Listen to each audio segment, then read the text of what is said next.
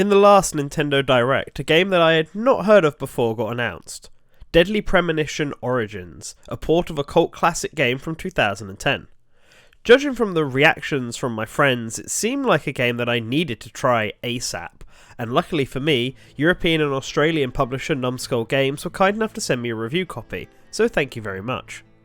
Described as a Twin Peaks-esque survival horror game, you play as Detective Francis York Morgan, who goes to the sleepy town of Greenvale to help solve a murder that has recently happened there, and gets caught up in the bizarre events of the town. Seems like a simple enough premise for a straightforward horror game, right? Oh, ho, ho, ho, ho, ho, ho, ho, ho. Oh boy.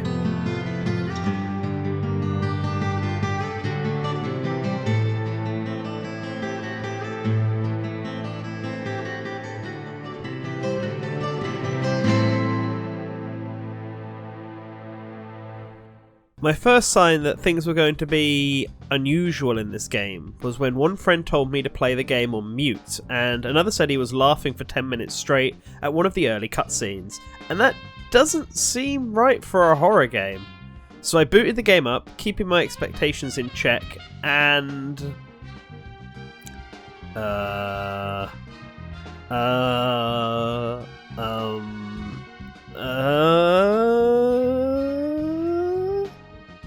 Yeah, what on earth is going on here? Why is there a door in the forest?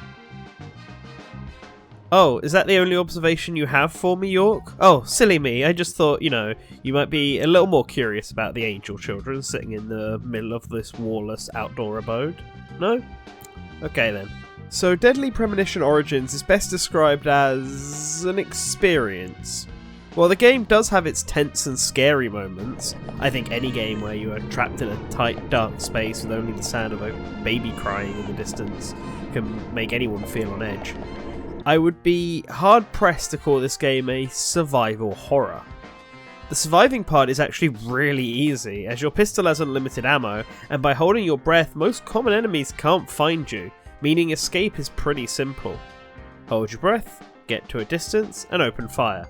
No problemo. So, if it's not survival horror, then what can we call it? Well, I think I have a good moniker. Goofy horror. This is one goofy game. From the bizarre imagery and cinematography to the way characters act.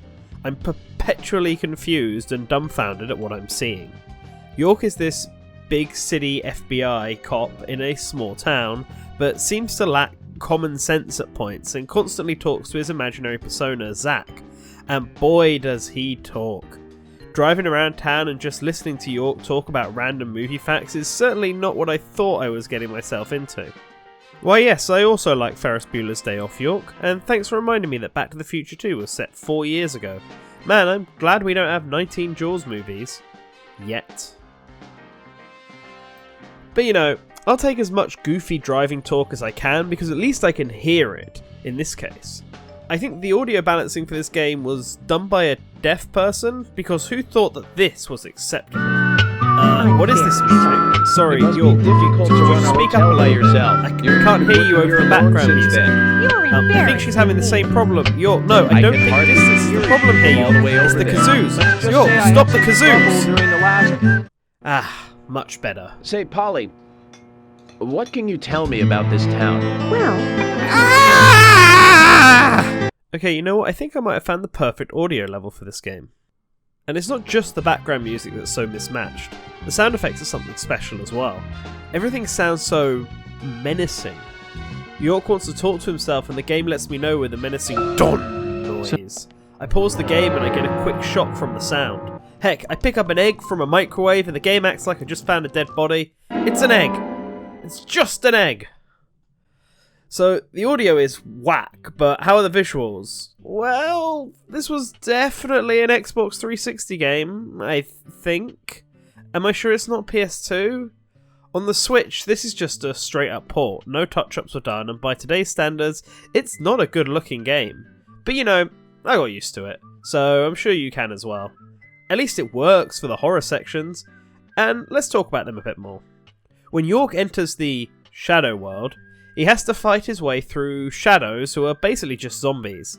Like I said before, they're pretty easy to deal with, but sometimes you'll be attacked by the Raincoat Killer, and these sections can be quite fun sometimes. An early standout is this part where the screen gives you his perspective, as well as your own, and you have to hide from him, which is a pretty cool idea. The problem, however, is that it relies on quick-time events.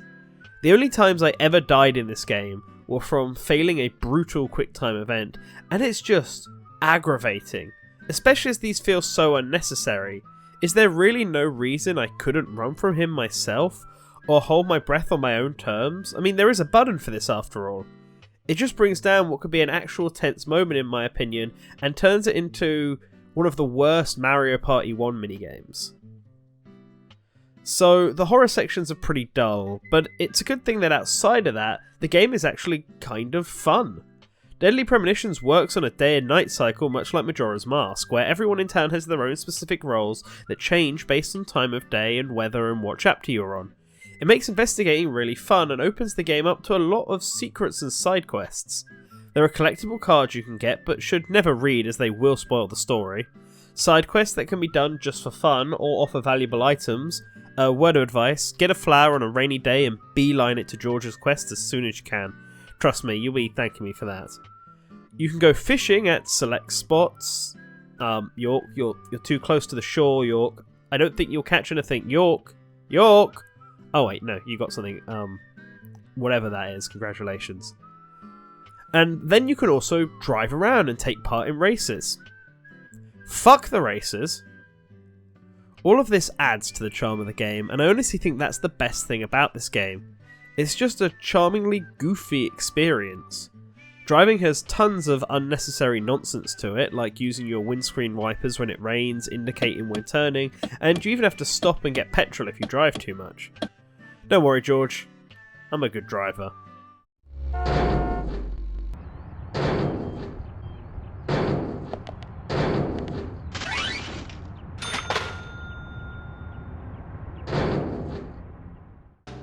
York needs to eat and sleep, otherwise he'll begin to take damage, so you can stop at the diner for some grub, or just carry coffee and turkey sandwiches around with you all day. You can get your fortune told by drinking coffee, even though it's always useless.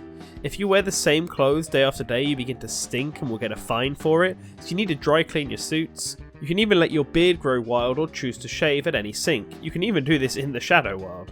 The game has many unnecessary but realistic features that most other titles ignore, but here I think they really add to the experience on offer.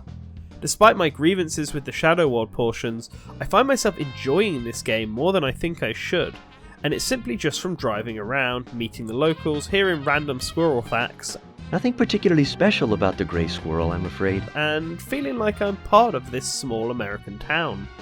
It's goofy, it's bizarre, but it all comes together to offer something I've not played before. A new experience. Even the aggressive background music kind of works when everything else in the game is such a trip. It's almost like it was done on purpose. Doesn't make it good, but I can at least turn it down, and you know, on repeat listens it's almost charming.